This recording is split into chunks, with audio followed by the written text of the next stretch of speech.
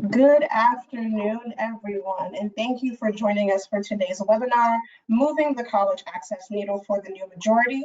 We'll get started in just a few minutes. We're going to let folks log on and get situated for today's webinar.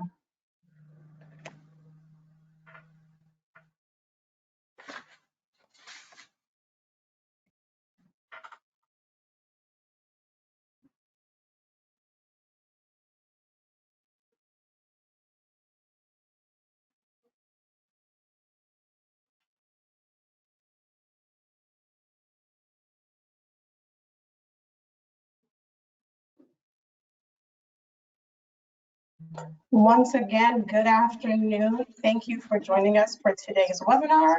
We're giving folks just a couple minutes to get situated. Folks are still logging into today's webinar, and we'll get started in just under 1 minute.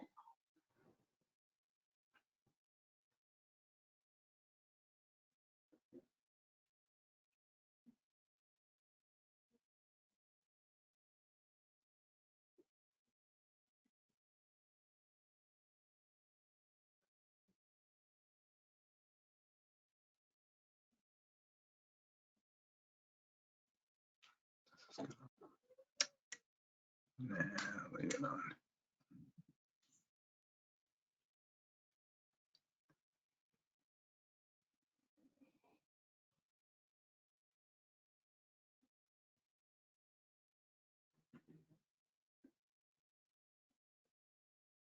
All right, let's go ahead and get started with today's webinar.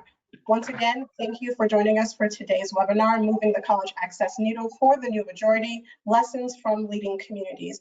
My name is Carm Sambray. I am the External Relations Associate at NCAN, and I'll be here today just to kind of share a couple of housekeeping notes before I turn it over to our moderator, Kim Cook.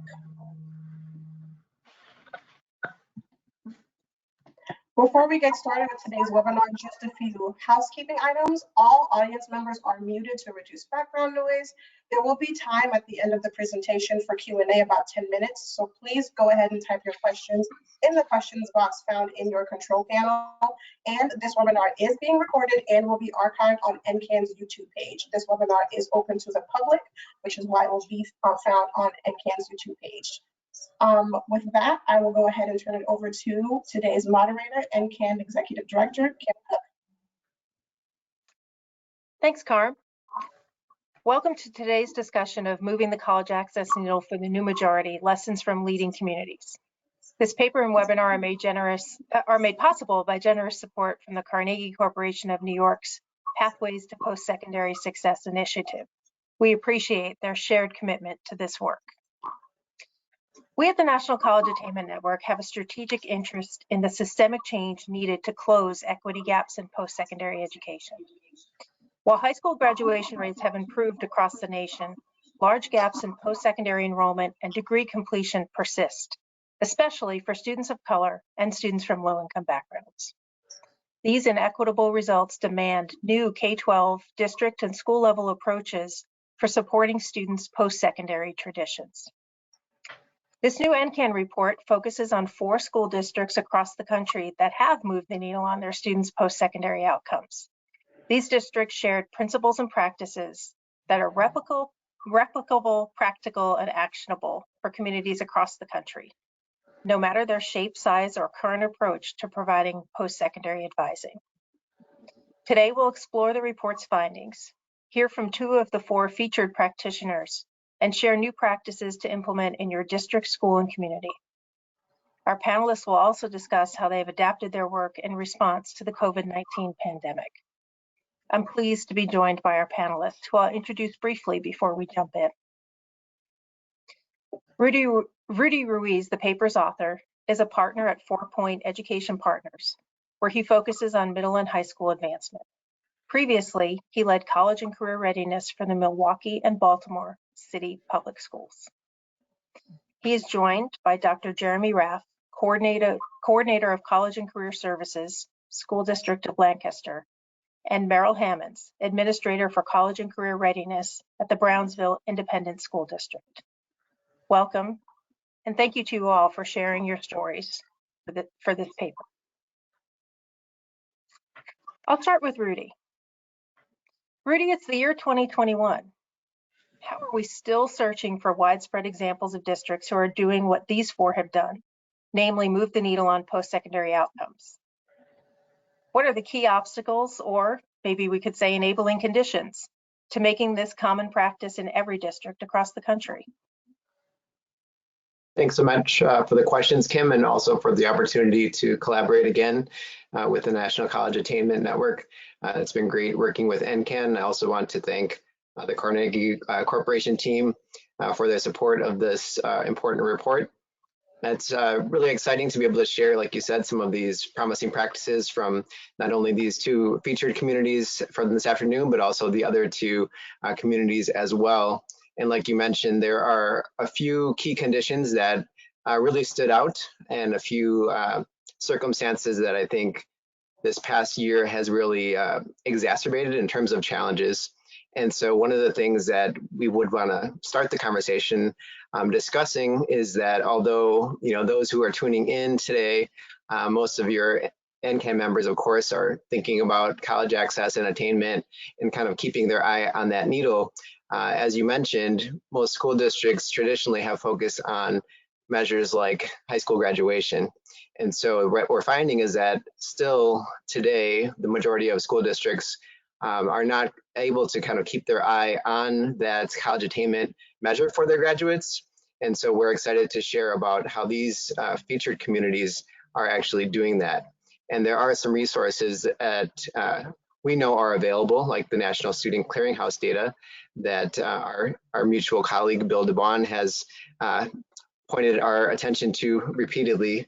And so we are really excited about being able to discuss ways that some communities are keeping their eye on that measure and that metric and that important work. We also know that there are key advising supports that are needed. And in terms of the challenges that you alluded to, we know that our school systems across the country are not equitably funded. And we know that a lot of the students who have the greatest need lack adequate counseling and advising support. And so one of the things that's exciting about these two communities and the others that are featured are that they are tapping into NCAN members and other partners in their community that can support this important work. Thanks, Rudy. I know we're going to dive into all of those ideas as we move along here. Jeremy, I'm going to turn to you and then ask Merrill to follow on. Lancaster and Brownsville are clearly districts who are leading the way in supporting students' post-secondary transitions. And we often have to ask what prompted this work in your district and this focus that we're still in search of in many across the district. So was there an event, a leadership change, a data aha moment, a policy change? What brought everyone together for this common focus? So our superintendent, Dr. Damaris Rao, she was really, I think, the impetus for this. You know, when she started at our district in, I want to say 2014, 2015, she really brought a focus on college and career readiness. The first thing she did was institute a First Friday where everyone would wear college gear as a way to kind of promote that, but recognize there need to be more done. And she will focus on making sure students had really solid plans for after graduation. So part of that included creating the coordinator of college and career services position, which I ended up filling to be someone at the central office to kind of pull those threads together and kind of know what everyone was doing across the district. Thanks. So important that someone comes to work every day thinking about this. Merrill. My answer to that question would be yes, yes, and yes. All of those things happened over several years. Just to give you a little bit of background on college access in our district. We've had dual enrollment in the district for about 25 years, but back then it was basically regulated to your very high achieving students. Basically, it was very few courses, very academic centered, and it was just the students who could qualify to participate. So it was very, very limited in student participation and what was offered. About 2007, our higher ed, one of our higher ed partners invited me to attend the Texas Higher Ed Coordinating Board Conference. And it was at that conference that I learned about TEA's early college high school program. It was just beginning in the state of Texas. And there was also a grant opportunity So the focus of the ECHS blueprint moved from the high academic achieving students to focusing on getting students involved who were low socioeconomic, first generation, at-risk students and minority students. Well, that fits the Brownsville population perfectly. So we had a break. I called my boss at the time and I said, look, this is an opportunity. We have a grant writing opportunity that will fund starting of an early college high school. Can we do this? Will Brownsville back this up? And he said yes. So we started the grant writing process with our higher ed department. Long story short, we got the funding, and that became what is known today as our first early college high school, the Brownsville Early College High School in the district, which is a standalone high school, and it services about 120 students a year that meet all of those criteria that I mentioned. Later on, several years down the road, then a new boss at that time, and I don't know all the backgrounds about this because I was not in this position at that time. Anyway, she was approached about participating in what was known as an I-3 grant. And that was a grant that would move the early college high school concept from the standalone school that we had to all of our comprehensive high schools and try to make what was happening at Beck's happen at all of our high schools for all of our students. So that began the process of moving to being a district-wide early college high school, which is what we are today. As far as the biggest probably hurdle that we had to face was getting buy-in from everybody. And by buy-in from everybody, I mean that includes everybody from the community to the school district leadership, to the higher ed partner leaderships, to the parents. Because again, remember, we're talking about mostly students who are first generation. We're talking about students who probably never thought about going to college before, students who never saw college credit as a possibility for them. And so we had to come up with a plan to make Brownsville ISD a college-going culture from K all the way through 12. And all of that did not happen overnight. I don't want to make it sound like it was easy to do. It was a lot of meetings, a lot of bringing in a lot of people from throughout the community, which we'll talk about later, getting everyone on board and to get to where we are today. Thank you. Lots of real starting points with the concept opportunity, the grant opportunity, leadership, and as you mentioned, we'll touch in a minute about this whole community, whole district. So Meryl, let me stay with you on that. Well, we've opened that line of conversation. You've shared that post-secondary transitions aren't limited to high school. So Meryl, I'll ask you first if you would touch a little bit on that whole community effort. And then Jeremy, in a similar way, if you would tell us more about how you engaged adults to change the college-going culture and made it fun for students. Yeah, I'd be glad to talk about that. I think it was around 2011, the Brownsville community was approached by the Bill and Melinda Gates Foundation about looking at ways to increase outcomes as far as students leaving the high school and transitioning into the college environment or into the world of work, because we know we would like the majority of our students to go to college or go to technical school or to get a certification. But the reality is there's going to be some students, especially in our community that's very poor, that are going to want to go into the world of work. So out of that, a group was formed. It was headed by our United Way here in Brownsville.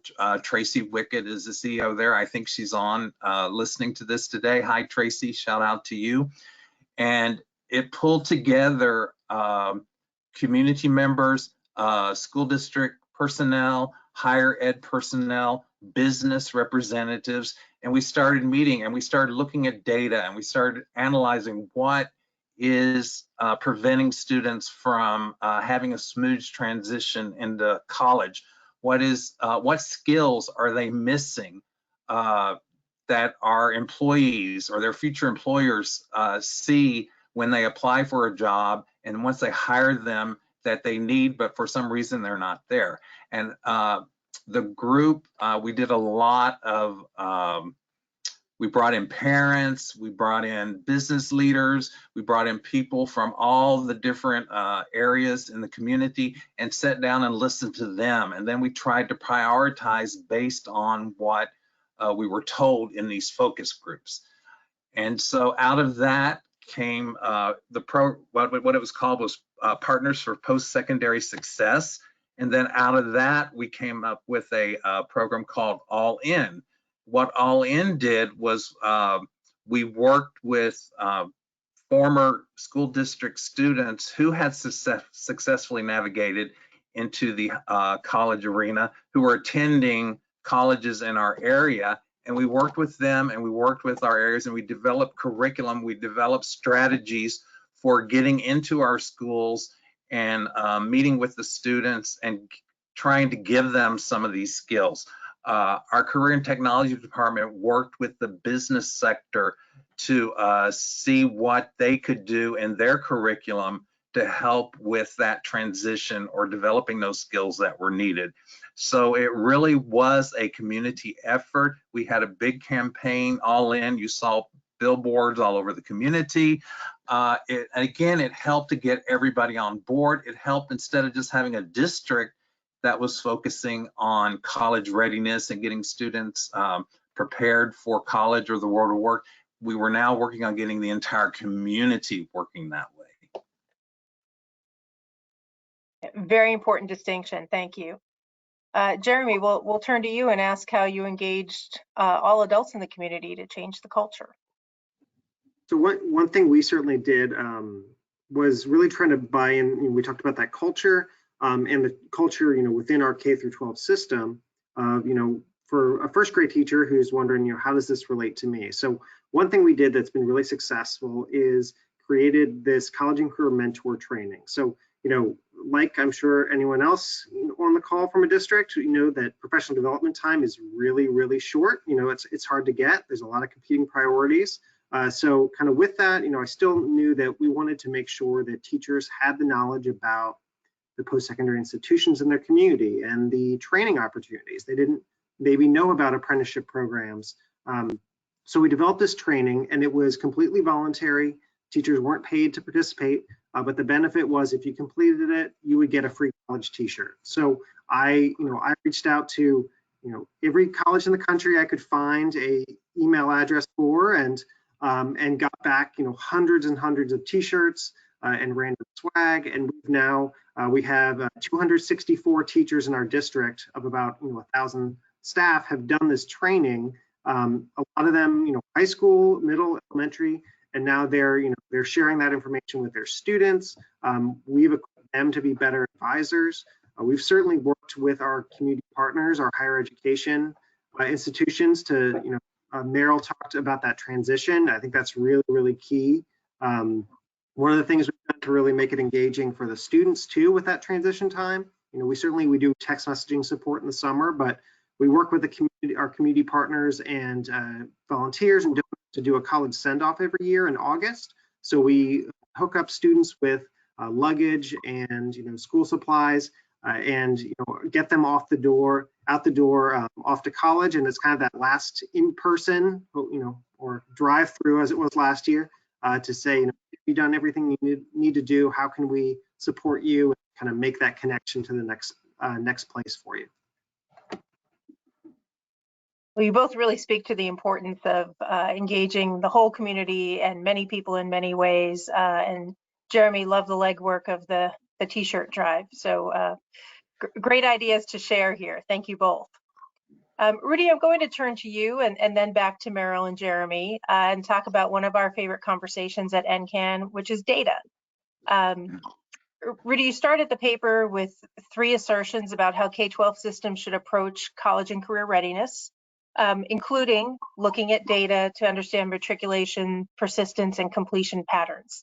I'll ask you to talk about that generally and the importance and power of that, And then any comments you want to make about how data played out in the other two communities highlighted and profiled here, Philadelphia and Miami.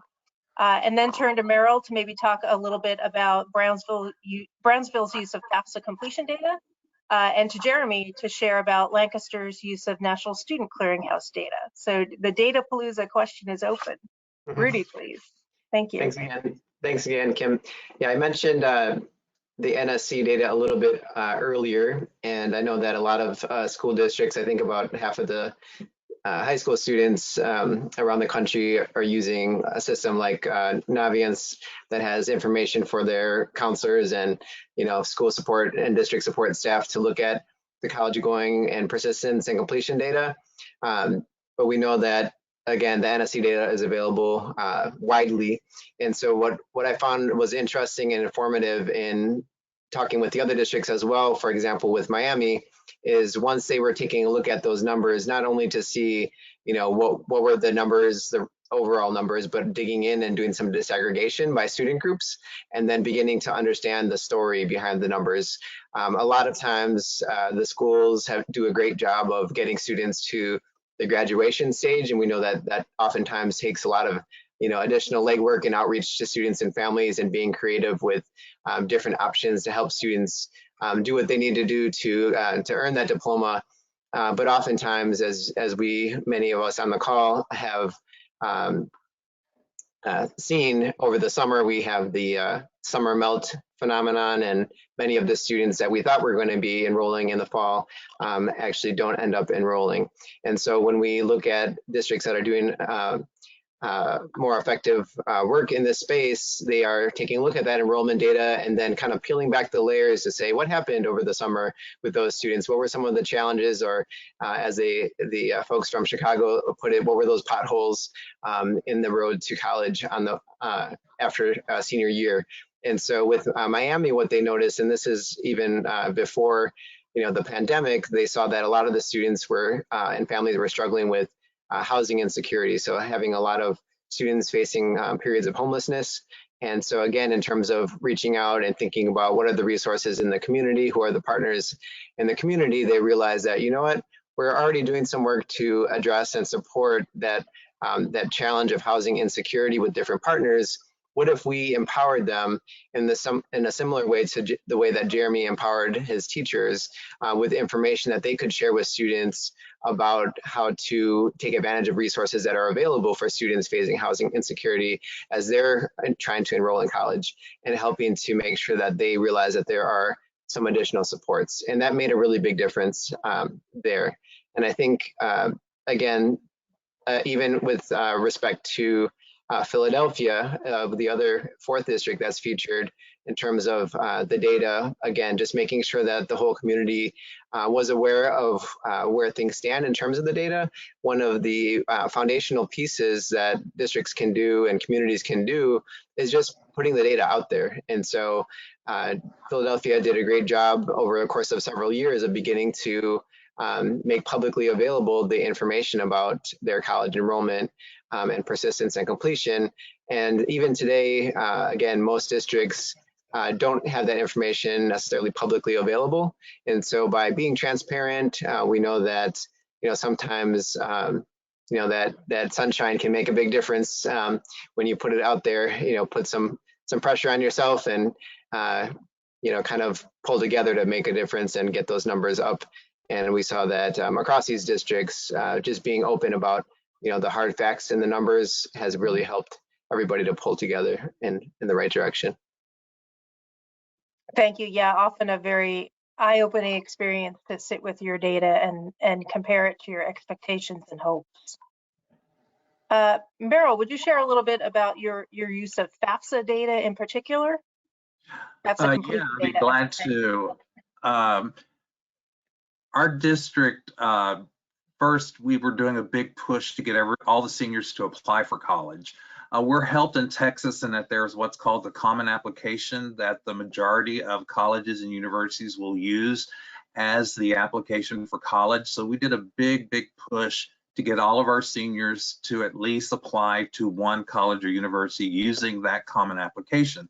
But something that we soon realized looking at the data was with our community, and as poor as it is, that a lot of our students could get accepted, but then they didn't have the money to attend. So what we're going to do to help them in that arena. I'm just gonna give you a really quick example of what I'm talking about, how poor some of our students are. I had a student who graduated at the top of her class and got a full ride to UT Austin. It was covering everything. She had to turn it down simply because her family could not afford to pay for the transportation to get her to Austin. So that's the situation that some of our students are in. So once we realized that, then we also knew, well, the next thing we need to do is push the FAFSA application. So we really started emphasizing that as a district. We started doing a lot of financial aid nights for parents district-wide, where they were brought in, they were told the importance of it, how to do it. We provided aid at the campuses. We opened what we call to-go centers, where students could go and get help on doing their FAFSA application. Our higher ed partners send people to be at the campus to help with this process. But I think the one thing that we really did that really pushed us over the top with regards to increasing our percentages is we started posting on our guidance and counseling website the percentage of students that had completed the college application and the percentage of students that had done the FAFSA. And once that was public record, and once one school got way ahead of everybody else, that kind of impetus to everybody else to step up what they were doing at the campus level and try to get more of their seniors to complete the FAFSA. The other thing that we learned looking at the data was that about 13% of our students could not apply for FAFSA because they were not American citizens. But again, in Texas, we're very fortunate in that we have TASFA, which is a Texas financial aid package that all students, all you have to do is graduate from a Texas high school and you can apply. So we started pushing for those students who couldn't apply for FAFSA to then do the TASFA application. And that's when our numbers really shot up to where we were approaching 100% on the college application completion and the financial aid package. Nice work. The power of friendly competition cannot be denied. Jeremy, would you share a little bit about your use of National Student Clearinghouse data and how it changed the work you do or the approaches you had? Definitely, and first I'll say, it's just great hearing what Brownsville is doing. It's always, one of the things that we love certainly about being part of NCAN is hearing from other districts and other partners. So that's definitely one of the benefits of this. So great to hear that, Meryl. We certainly have used NSC data pretty heavily.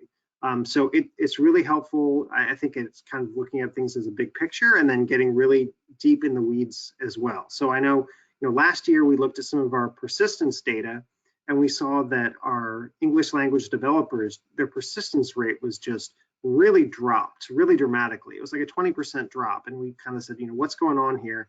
And found that it was almost entirely students going to our community college. And we had kind of heard anecdotally some concerns from our advisors about those students maybe starting and taking language classes there and getting frustrated with that learning and then dropping out instead of maybe going and taking some free language classes that they weren't having to pay for at the college level and then matriculate. So we use that as a way to see, okay, how can we be a little more intentional and work with our English language learning teachers and to identify these students and the supports they have. One of the biggest things I think that we've done is it's really helped us with our summer melt intervention. So we took our NSC data a couple years ago and we developed a model to predict how likely a student is to show up in the fall. COVID has kind of messed with this a little bit because it certainly impacts a lot more students, but it's been pretty accurate to tell us what the risk level is of a student and whether they're actually going to show up in the fall. So saying, just because you say you're going to go to college, if you say you're going to go to college but you haven't done the FAFSA, the chances are much lower than if you have and you've done your paid your enrollment deposit. So it's been a really helpful way to, over the past couple of years, prioritize our summer to those students that really need it. Not to say that the other students don't, but they're getting maybe a kind of a tier 1 support, and those other students are getting a tier 2 or tier 3 amount depending on that. That's been huge for us. And we've also taken that data to see, you know, those same things that we see as our most important. We've built a system for our seniors to kind of judge how strong of a post-graduation plan they have. So it's not student facing, it's more advisor facing, where our staff can see, you know, if students have done certain things that we know are predictors of future success, like completing a college application or FAFSA or paying an enrollment deposit, they earn points, and those points are just towards, you know, how strong is the plan. So whether that's college or whether that's workforce, we want them to not just say, oh, I'm going to go to the military. Well, if you haven't taken ASVAB and you haven't scored well on it, that doesn't really mean anything.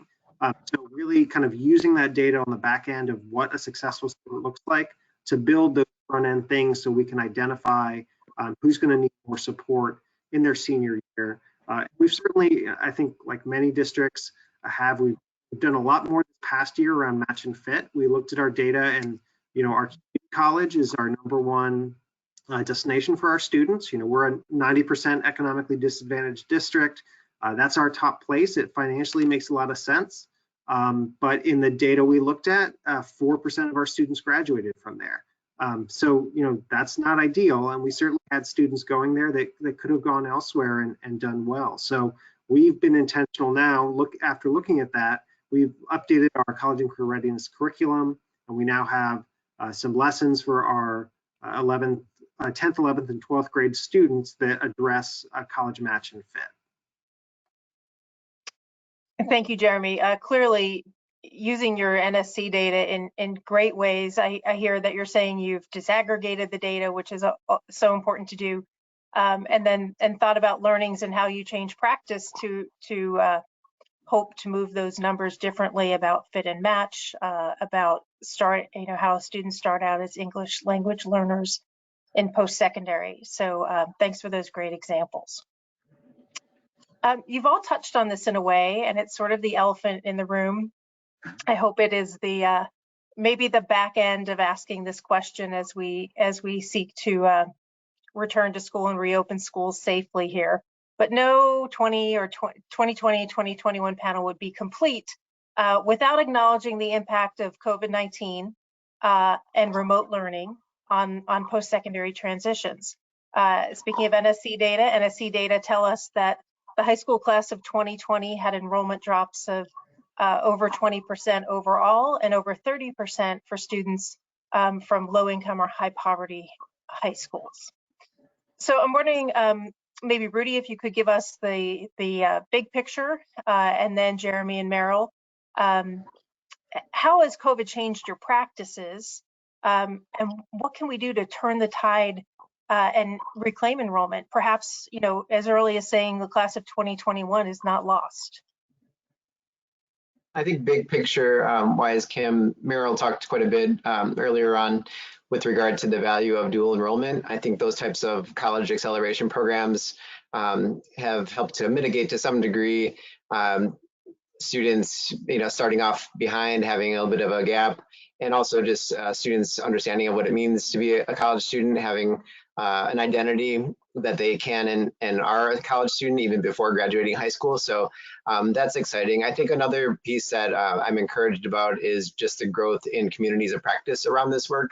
And so I know NCAN has been critical in that. And I know that there are other groups like Chiefs for Change, the superintendent's national group, that has done a good job of, you know, trading notes and, you know, kind of having that peer pressure from across communities and across states to, you know, kind of keep those FAFSA numbers up and to compare different notes around good practices for that.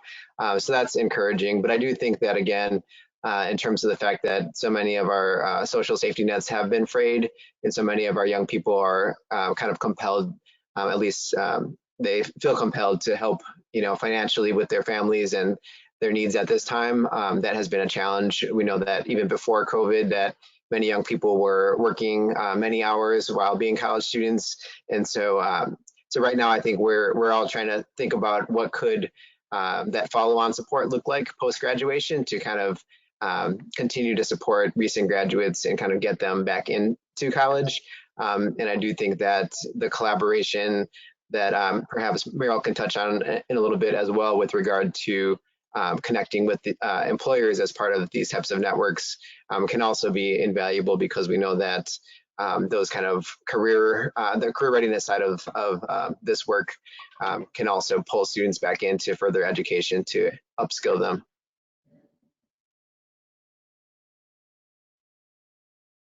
Jump ball, Jeremy or Meryl. Okay, I'll start. What hasn't been impacted by all of this? We basically have moved to doing everything virtually. And when I say everything, I mean everything with regards to dual enrollment, early college, high school. I'm going to preface what I'm going to say by stating that at this point, we haven't seen too many negative impacts yet. However, I have a feeling that's about to change. And why I am saying that is one of the things that we've had to totally change is our recruitment at the middle school level for our early college high school program, as well as our dual enrollment program. Normally during the fall semester, the district does the TSI testing. And for those of you who are not from Texas, that is the test that the student has to take in order to be eligible for dual enrollment courses. In our district, we have 5 dual enrollment courses that students can take just from attempting the TSI. So we started testing all 8th graders in the fall semester on TSI. That act in itself gets 8th graders automatically thinking about the possibility of doing dual enrollment when they are a freshman, which is when they can start taking these courses. Because of the pandemic, because of the schools being shut down, we weren't able to do that. So I will give a shout out to our higher ed partners. One of the things that they have been very supportive in is the TSI testing, and basically the requirement for TSI testing has been waived for this school year and for the fall semester. So it's not an issue as far as students qualifying to take dual enrollment courses. What is the issue is getting in contact and reaching out to all the students, since everything has to be done virtually. Brownsville is a very poor district in many ways, a very poor community in many ways. One of those is internet access. We still have a lot of areas where students have to go somewhere in order to have internet access. Another way that our community and the district have worked together with regards to this is that the city of Brownsville and BISD have worked together in trying to get hotspots out in those areas where it may not be quite, where they may not have access or easy access to internet. As far as our enrollment and participation, I was really concerned about summer school. We have a huge dual enrollment summer program in our district where students can go and catch up if they weren't able to take courses, or they can, just take courses that maybe their campus cannot offer during the school year because they don't have a qualified instructor. Everything regarding that had to be done virtually, but again, my department in coordination with some of our transitional counselors at the high school, in coordination with our higher ed department, put together a step-by-step video on how to navigate the online registration, because even on registration had to be done online. So again, I was concerned. I'm very happy to say that we did not see a drop. In fact, we saw about a 700 student increase in student participation this summer over last summer. Now, whether all of that will hold up as we move forward because of all the other things that I've mentioned, I don't know yet.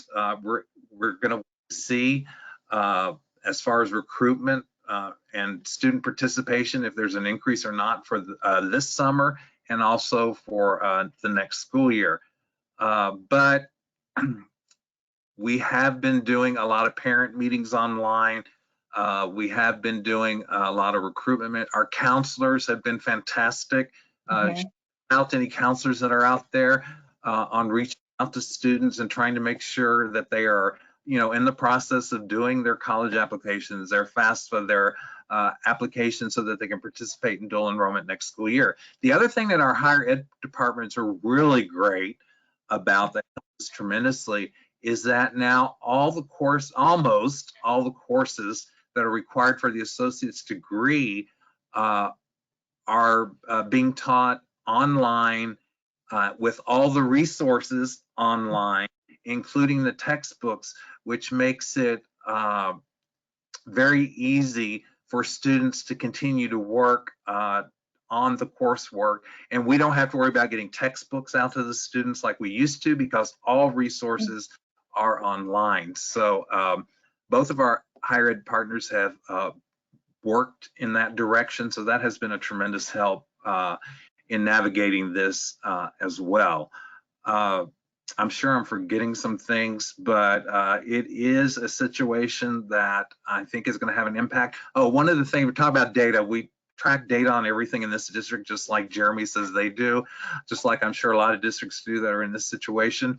I did want to look at the completion rate and the failure rate for the fall semester, because we generally have about a 98% completion rate, and about that as a passing rate for all of our students who are participating in dual enrollment. So I wanted to see what impact all of this has had on that. We are still in the 90s, so it did go down a little bit, but it didn't go down as much or as drastically as I thought it would. So that's a good thing. So yeah, it's impacting everything. I still think a lot of the impact that we're going to see is going to be down the road.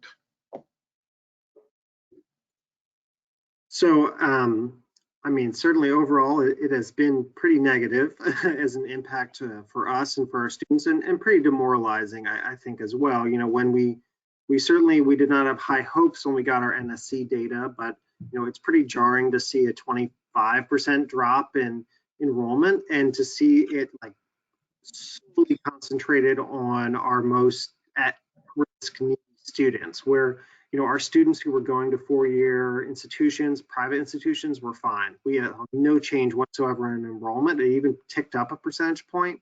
But our students who were going to two-year schools, it cut in half. So, it was really hard to, when you're talking to students and they say, well, I want to go to college, but my parents lost their job, I'm the only one working to support my family. I can't argue with that. You've got to do what you got to do. And unfortunately, our population of students, they just don't have the luxury of saying, well, I'm going to go do school for a couple of years and not worry about that. So that has certainly been jarring, and just it's very hard, and I know hard on our counselors, our advisors, our staff. So certainly, there's been a lot of that and trying to support those students. I will say, on the positive end, I think it has forced us to get creative and to really narrow our focus, to say, like, we are not going to do things that are not going to be effective. Like, we just don't have the time to do that. So we have really targeted FAFSA this year. Like, we've always done FAFSA work, but we've gone really hard on FAFSA this year. And we're actually about 8 to 10 percentage points ahead of where we were last year at this time, which I know nationally it's about down 8%. Yeah, you are certainly bucking the trend there. Yes. Yeah, and that's one, I have to give a shout out to Phil Jago, one of my staff members who's been leading that effort, and I know is on the call. But it's enabled us to do things like, okay, we have this time, there's not students here, how can we be creative about our marketing? We did because teachers had a asynchronous schedule, and we could use our counselors, our district admin, our high school admin. We did a FAFSA phone blitz where we called every single senior in the district and said, you need to do a FAFSA. I'm going to schedule you right now to do an appointment. Now, not everyone followed through on that, but that got us a bunch of students. We were just able to do things like that we hadn't done before. Certainly, I think, I think everyone kind of is sick of Zoom meetings, but really enabled us to scale. Thanks for coming today anyway, right? Yeah, thank you. Oh, well, it's a WebEx, so it's different. Okay.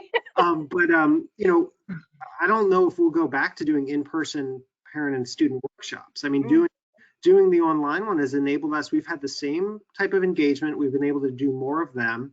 And we don't have to worry, if I was a parent, I wouldn't want to, they're not going to drive to a school at 6 in the night to do that. We were having to worry about food, and it was expensive and a lot of work. And, now we can have a partner who says, hey, here's something I want to talk about. Do you have a student group on that? And that's been really powerful. It's definitely increased our collaboration as well of just around like who is connecting with who, between our counselors, our college and career advisors, our different staff members, and really just doing that work. Certainly trying to do the remote advising as much as possible. We do a lot of the text messaging support. So I do think we've seen some benefits come out of it, that some practices we will definitely continue to do down the line, even though the circumstances are very frustrating. And we're certainly glad we now have students back in the building, at least part-time. And it's great to track down a student who's been ducking your calls. They can't duck you from 6 feet away as easily. So that's a lot beneficial. So we're certainly excited about that. Thank you. I appreciate you sharing the learning. We are hearing across the country that in many ways this could change, if we look for a silver lining, practice for the better, and maybe more inclusive and more accessible, particularly for families and around the clock times, and the old-fashioned, good old-fashioned power of phone calls and phone banking are coming up in ways I haven't heard in 10 or 20 years. So we're getting creative and responsive, and maybe we'll take some new learnings from that about how we can continue to support students once we're back to some sense of in-school learning. I'm going to turn to some audience questions now. I want to thank you all for these initial pieces that we've talked about. I'll turn to a few audience questions and then ask for a quick wrap up as we approach the end of our time together. So one of the audience questions that came in a couple times is for you, Jeremy, and that's talking a little bit more about this enrollment predictor and how you used your NSC data for that. So if you could talk to us a little bit more, some of the questions about what other factors are part of that predictor Sure. model, and if that's a rubric you're willing to share in some way. Yeah, so we worked with Franklin Marshall College, which is our local college partner, and they actually kind of do our NSC data management. And I worked with them to develop a regression model, basically to predict that.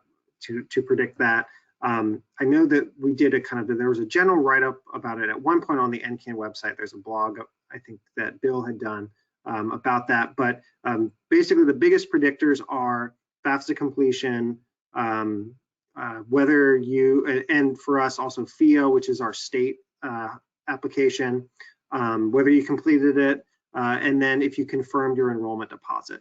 There are some other, some demographic things. If student had a gifted IEP, that really shot up the likelihood. Attendance rate is definitely a predictor, but the big ones were, and then GPA as well. So unweighted GPA. So the main ones would be GPA, FAFSA, via college enrollment, and attendance rate were the most statistically significant ones. And it's been really helpful for us, I know, as a tool to identify those students. Thank you, and we'll be sure to pull that blog perhaps from the archives and make sure we share that and bring that up again. There was a lot of interest in that. And if anyone has questions about it, they can certainly email me. I know we're sharing our contact information at the end. I'm happy to share that out. Thank you so much. Meryl, we had a question for you, particularly about how you get buy-in from students in creating a college-going culture, which we sometimes talk about administrators and parents as the hardest minds to change.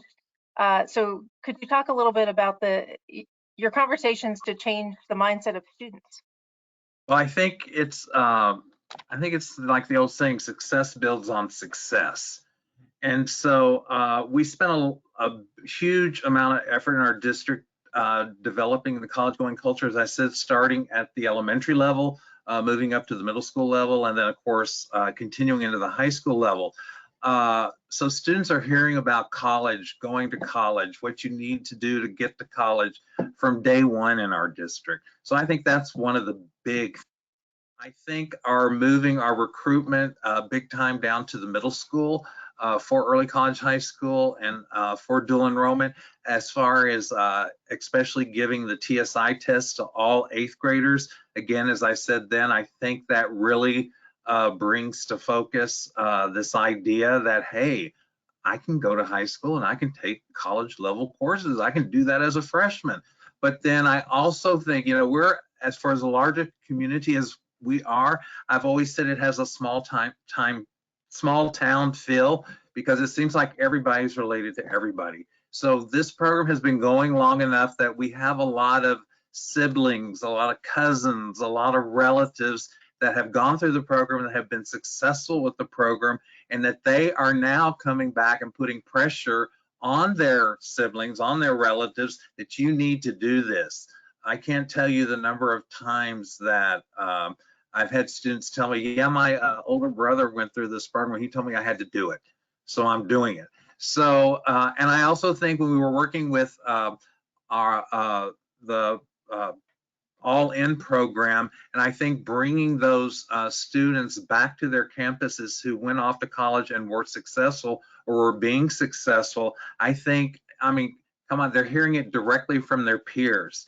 And we tried to match up students with the high schools they graduated from. So it was a, I'm just going to pick out one of our early college high school. It was a PACE early college high school graduate who was coming back and talking to PACE students. And all our schools are zoned by neighborhood. So these are people who have known each other for the most part for years and years. And like I said, what better way to emphasize to a high school student that you can do this, that you can be successful, than by bringing back a former student who was in their shoes not that many years ago, who is navigating it successfully. So I think it's a combination of all of those things. Absolutely. Thanks for sharing, particularly that alumnus peer model. That's so powerful. We are rapidly running out of time. Time flies when you're having fun and sharing good news. So I'm going to go with a final closing question here, and ask for those districts who are joining us on the phone and thinking about how they can be you next year, what steps they can take. So I'll start with Jeremy and then Meryl, and then ask Rudy to close us out with that big picture perspective you have as the author here. Any advice? What would you do again 10 times the same way? What would you change? What did you learn? Anything from your journey that you'd like to share with your peers who aspire to be at this level and to really own post-secondary transitions from a district level? Yeah, and I would say, you know, certainly we do not feel like we are there yet. We definitely feel like we have a lot of work to do. Our college enrollment numbers are certainly not at all where we'd like them to be, our persistence completion numbers. So we certainly see this as, you know, we're doing some good work, but we have a lot more to do. So I would say, you know, certainly one thing that we've learned, we wish a little early, we had done kind of some of it. We're in the process right now of finalizing some district college and career readiness goals and indicators that will then be used to keep our buildings accountable. And I think that's going to be huge. That's something we wish we had done before. But I would say just, you know, really doing as much as possible. We found of having a centralized way to track everything that's happening. You know, in districts, there's a lot of data, but a lot of data that is often in different spots. We found that having a place in our school information system where we could all be accessing and tracking and updating, we kind of just basically took what like Naviance was doing, but built it in-house. Of having a place we could all input things is really helpful and really helped us organize and move the needle. And I would just really encourage you to, you know, try and find a way to do that. It really is awesome and beneficial. And you know, you know, we really didn't start doing match and fit work until a year ago. Like it's not, you know, but once you find out about it, just kind of go for it. So you know, yeah, that would be my takeaway. I think the best advice that I can give to districts is that this does not happen overnight. Mm. It is a long, long process. So don't get discouraged. You need to be persistent. The best advice I could give is you need to find that person or group of people in your district who believe that this is achievable. And then you need to find that same person or group of people at the higher ed partner who think the same way. And then you bring those people together, and that's where it starts.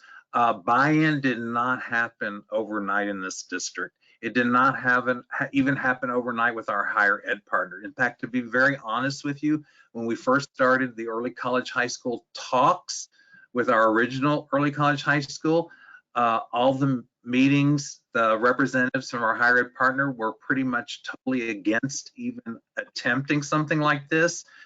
And what the power of one person can be, we finally had a meeting where the president at the time of the university, Dr. Julieta Garcia, was in attendance. And after sitting there for about 5 minutes, she looked at the room and she said, "We are going to do this." And once she said that, the whole attitude in the room changed. So that's what I mean when you say an aha moment at the beginning of one person. That was everybody's aha moment at that point, because since she said they were going to do it, then things changed 180 degrees. It is an ongoing process, as Jeremy said. It doesn't matter how successful your program is or how many students you get involved, or how great the attitude is. You have to constantly be looking at your program. There are changes that we make, it seems like almost on a yearly basis, because we are so focused on data and outcomes. And we've got the student participation now. So now our goal is to get more students to graduate with an associate's degree. So we're tracking all of that. We developed a tracking system. TSI testing, of course, is very important in the state of Texas. So that's part of the tracking system. And just to show you how much, again, one person's input can have. Last year, I think we had 31 students district-wide graduate with an associate's degree. We have a new superintendent in our district, Dr. Rene Gutierrez, and he sat down with our principals and said, "I want more associate's degrees." And so when you hear that from the superintendent, again, that's support from the higher ups. This year we went from 31 to I think it's 121 district-wide. So that's a huge increase in 1 year. So you have to keep looking at your program. You have to keep examining it. Another thing that we've done to help in this goal is our biggest issue is that not every early college high school can offer every course that's required for the associate's degree. So what we started this year, besides our summer school program, is when we did a check of all the students' transcripts and where they were with regards to the associate's degree, then we developed after-school dual enrollment courses to help these students have an additional opportunity to earn the dual credit courses and hopefully get more students to be able to graduate with an associate's degree. So again, I think the biggest thing is persistence, developing a college-going culture, getting buy-in from everybody, but then never being satisfied with where you are. You have to keep looking, examining, and looking at all the data and seeing where can you go. Powerful advice. Thank you. Rudy, again, thinking about these 4 districts as the leaders and vanguard that they are, where do you see us going, and what's your advice to districts that wish to really join in on this post-secondary transition outcomes work? Thanks, Kim. Yeah, a few key takeaways I would share, reiterating as Merrill illustrated, leadership matters. You know, these two gentlemen have a peer in Philadelphia, Allie Robinson Rogers, who is, again, you know, like you said, somebody who's waking up every morning thinking about college and career readiness and helping direct things along those lines. And I think those higher ed partnerships are also critical, like both these gentlemen have talked about, not only to move the work, but also even in terms of the data. NSC is, you know, a very high level, and those different data sharing agreements you can establish with higher ed partnerships can allow you to dig much deeper. And then I think the last piece I would mention, to the degree that we might have any potential, you know, kind of local funders that are tuning in and thinking about how they can be helpful. In most cases, like Meryl mentioned earlier, initial funding support can help catalyze some of this work. And then again, if the district is willing to invest even the creation of one new leadership role around this work, that work can be sustained.